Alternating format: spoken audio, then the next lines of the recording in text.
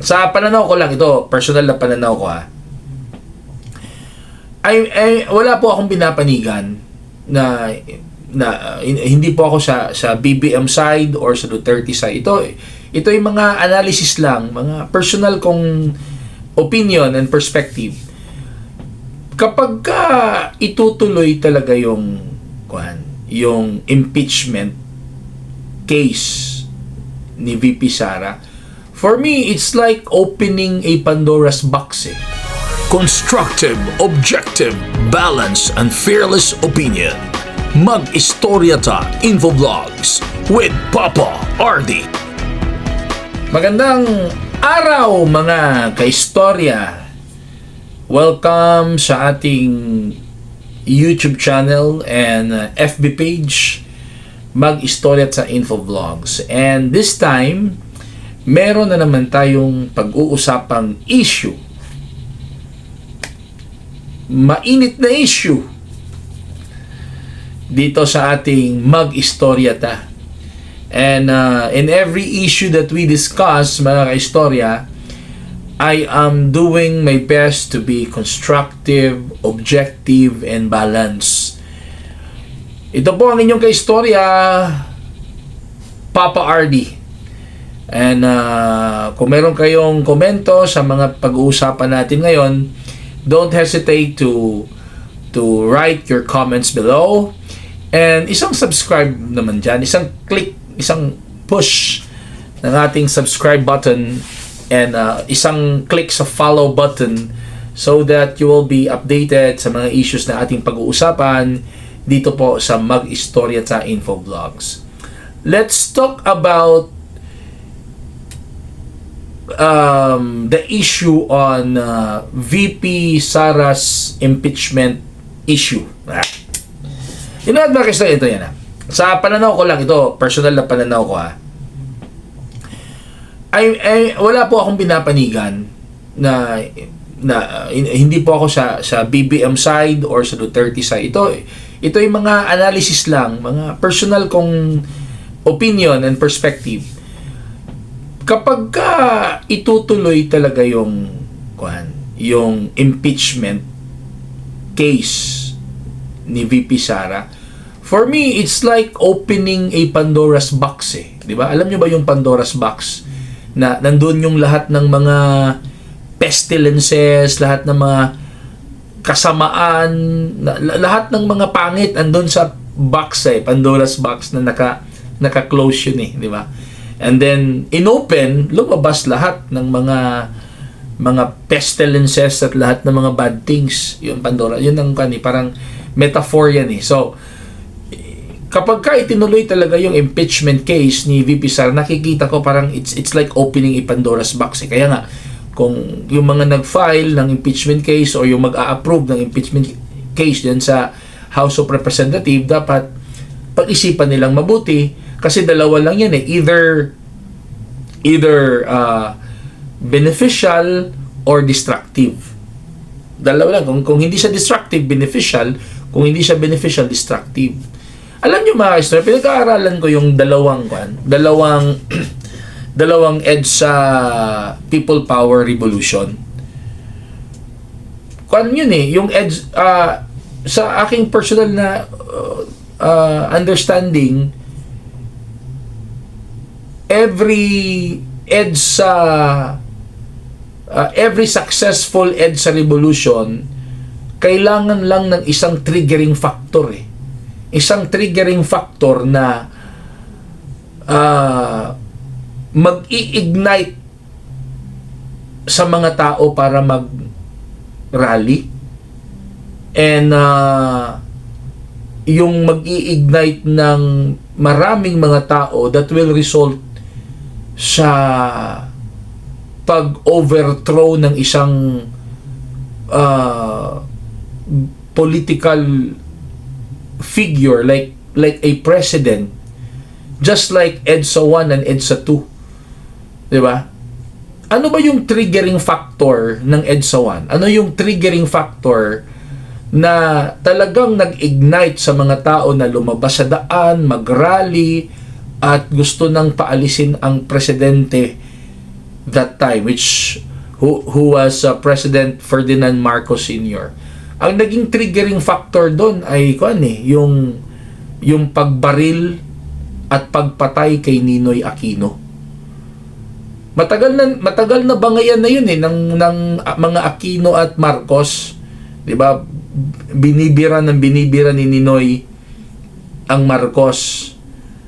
Lahat ng mga issues against Marcos, si Ninoy ang talagang very vocal and very open critic ng Marcos administration that time.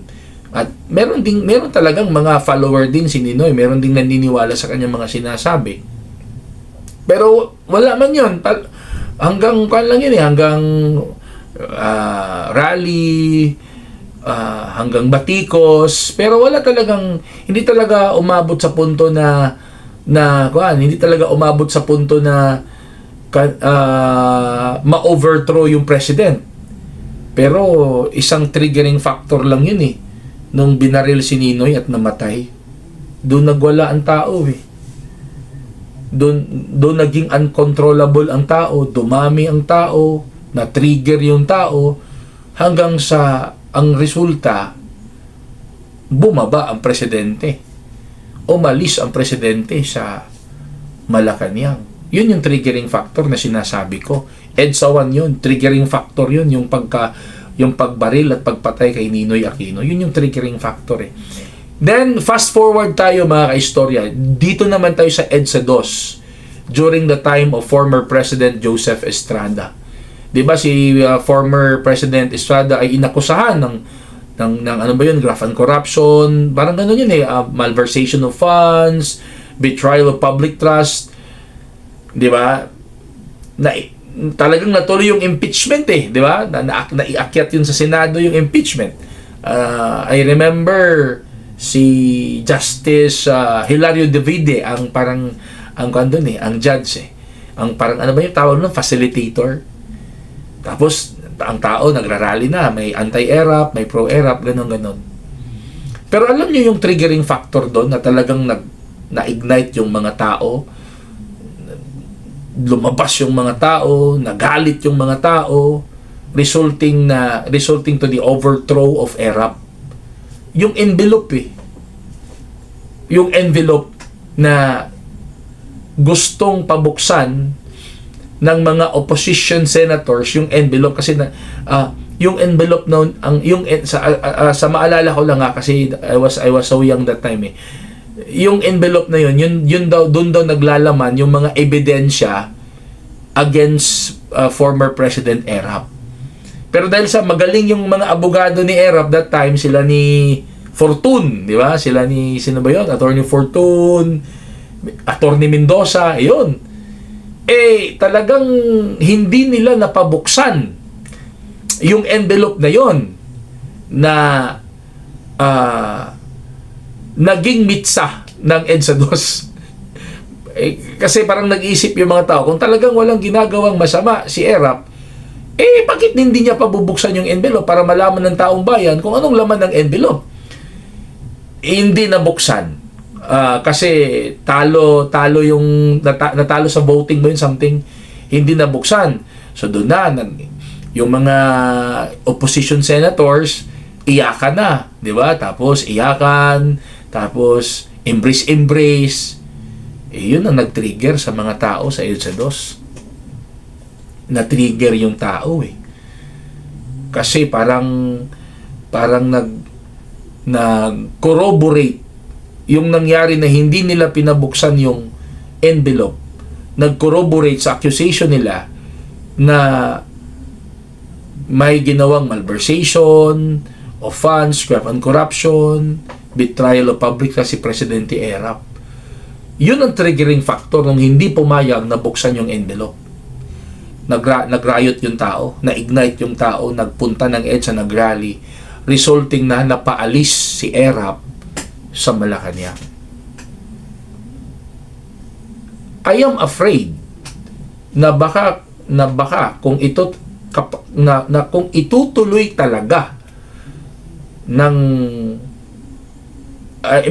natuloy na file na yung approval na lang ng House of Representatives ang hinihintay.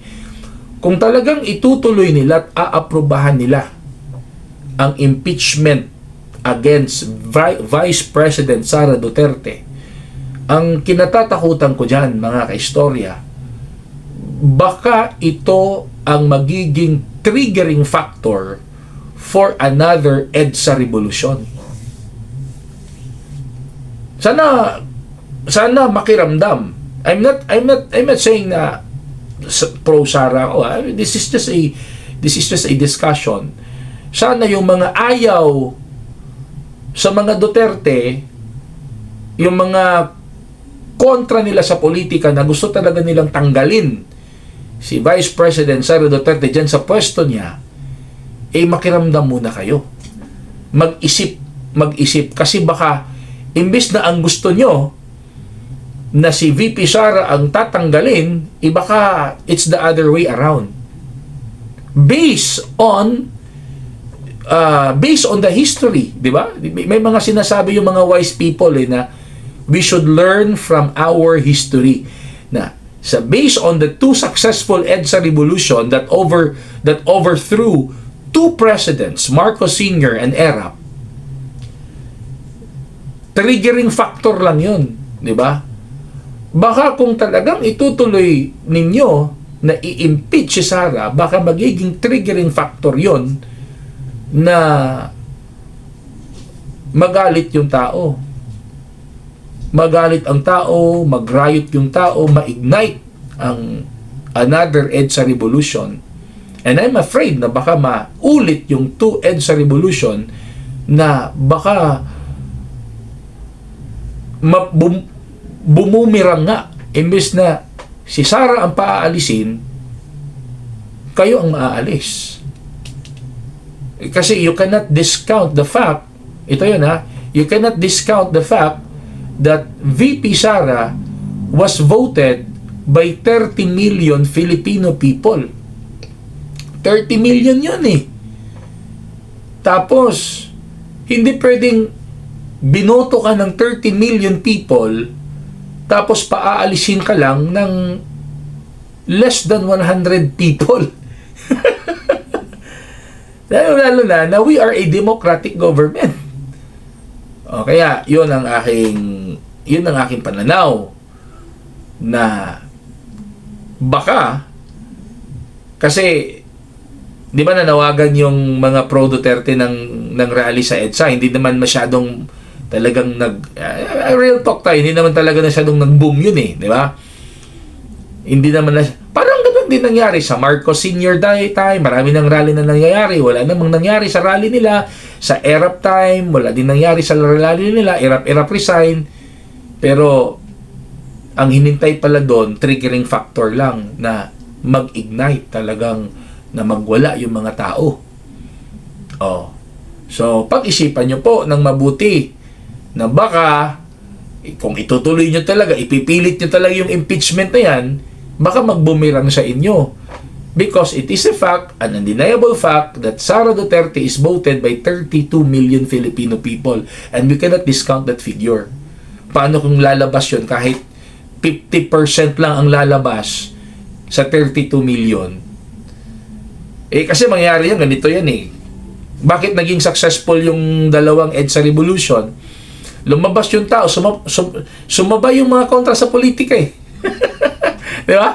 Sumabay sinabayan din ng politika.